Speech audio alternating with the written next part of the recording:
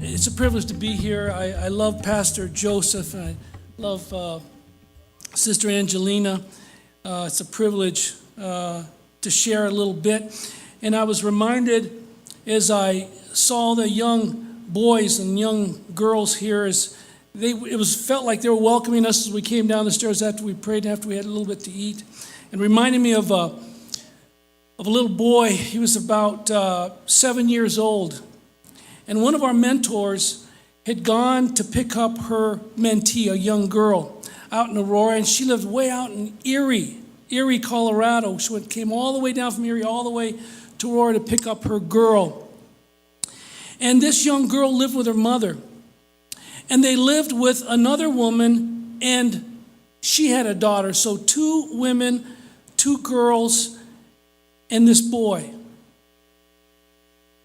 They didn't have enough resources, so they lived together to pull their resources together. And this little boy would see this mentor come every week to see his sister picked up.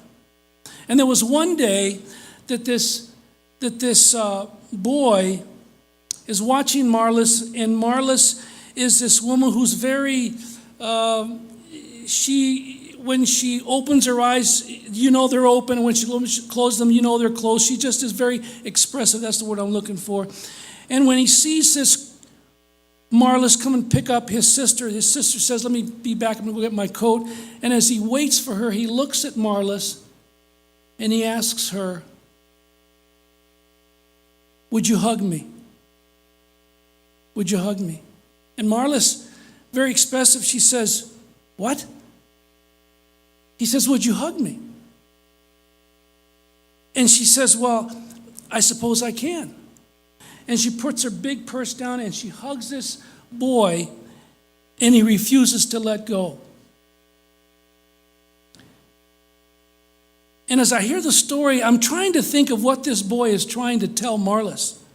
And I think what he was trying to tell Marlis is, you come from my sister, and you take her places that I never see. You never come from me. No one ever comes from me. But when you come, would you give me a moment? And would you yield to me? Would you just give me one moment? Would you yield to me?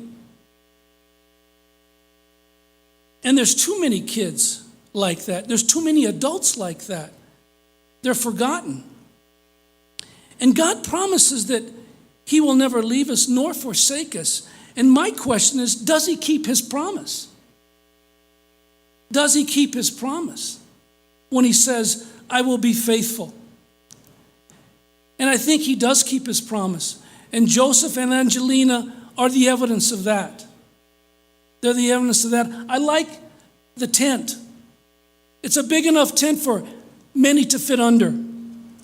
And as I thought about that story, and I thought about today, I thought about the story in the book of 2 Samuel about a young man. I'm guessing he's 20. I'm not sure how old he is at this point in the story.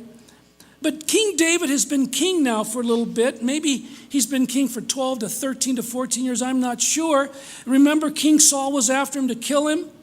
A lot of jealousy, and finally King Saul is dead. But before he dies, he makes a promise to King Saul's son, Jonathan. Jonathan says, "When I leave, when I'm gone, would you take care of my family?"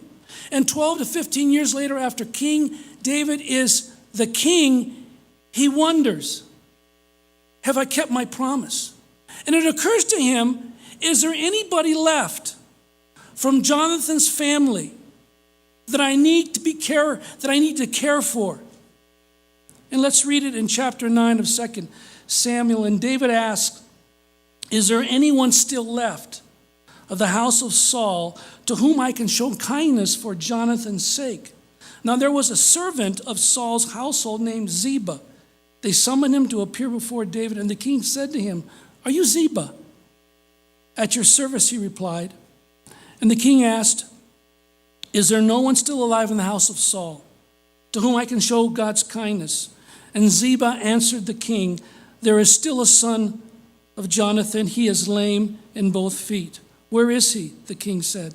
Ziba answered, "He's at the house of Machir, son of Amiel, in Lodabar." a place of desolation. That's what it means. On the other side of the Jordan. So King David had him brought from Lodabar, a place of desolation, from the house of Machir, son of Ammiel. And when Mephibosheth, son of Jonathan, the son of Saul, came to David, he bowed down to pay him honor. And David said, Mephibosheth, at your service, he replied. Don't be afraid, David said, for I will surely show you kindness. For the sake of your father, I will restore to you all the land that belonged to your grandfather Saul, and you will always eat at my table. Mephibosheth bowed down and said, what is your servant that you should notice? A dead dog, like me. And the king summoned Ziba, Saul's steward, and he says to him in verse 10, you and your sons and your servants are to farm the land for this boy and bring in the crops so that your master's grandson may be provided for, and Mephibosheth, grandson of your master, will always eat at my table. So Mephibosheth, in verse 11, ate at David's table like one of the king's sons. I think that is one of the most beautiful stories. Can you picture that?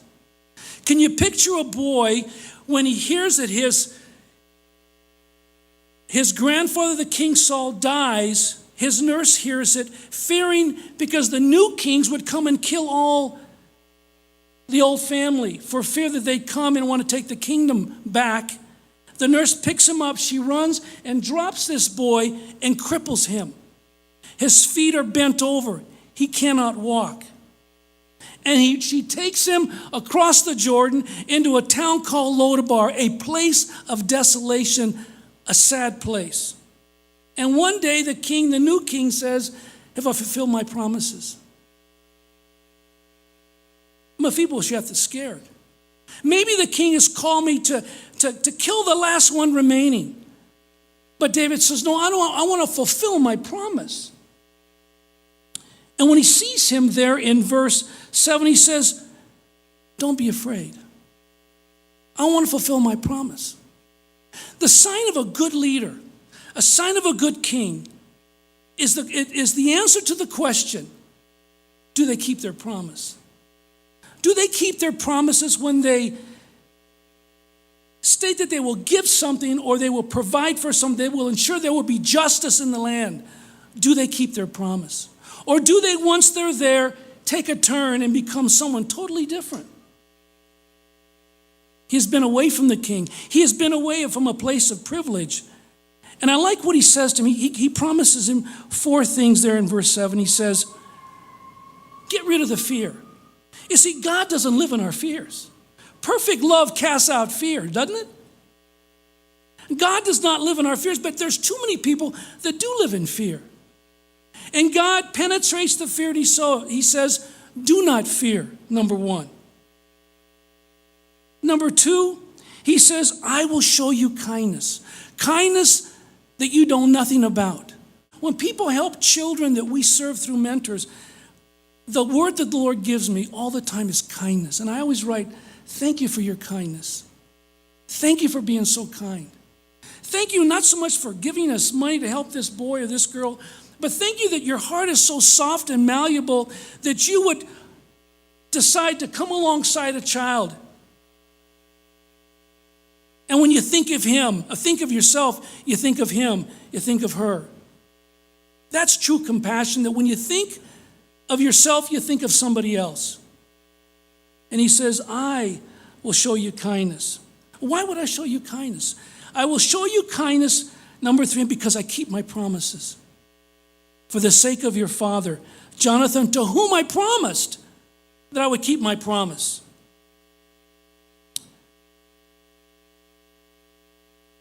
And then he says, I will restore all that you've lost.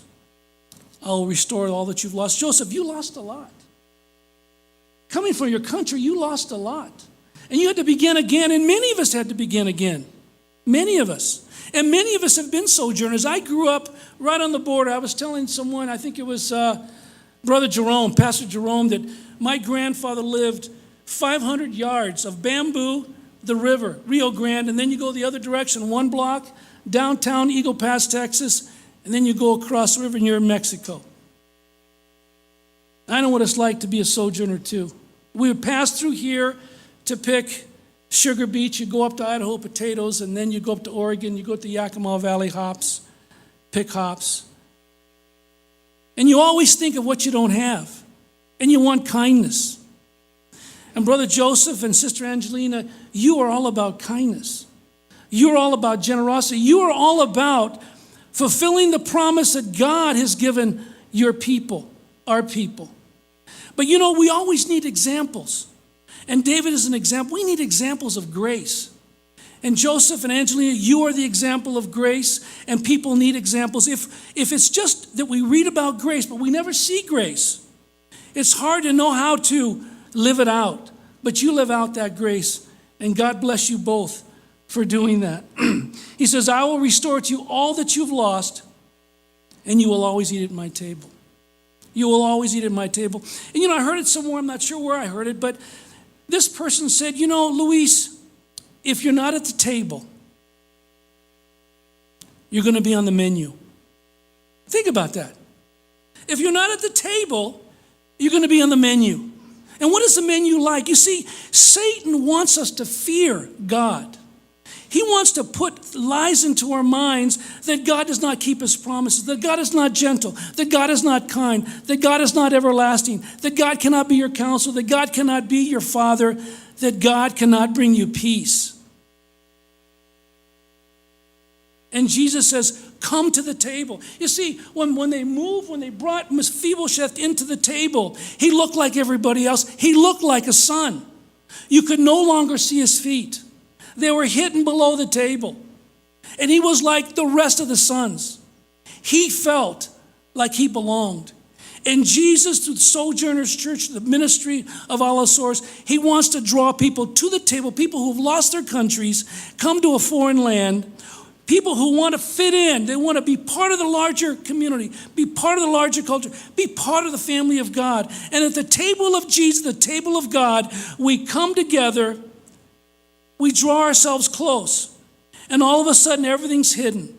And through the blood of Christ, we are children of God, sons and daughters of Jesus, and we belong. And we suddenly feel restored. And that's your work. That's your work. We can be restored. People can be restored in this city because of the heart that you have, Joseph and Sister Angelina. They want a promise to be fulfilled. And Sojourners is that promise. God bless you.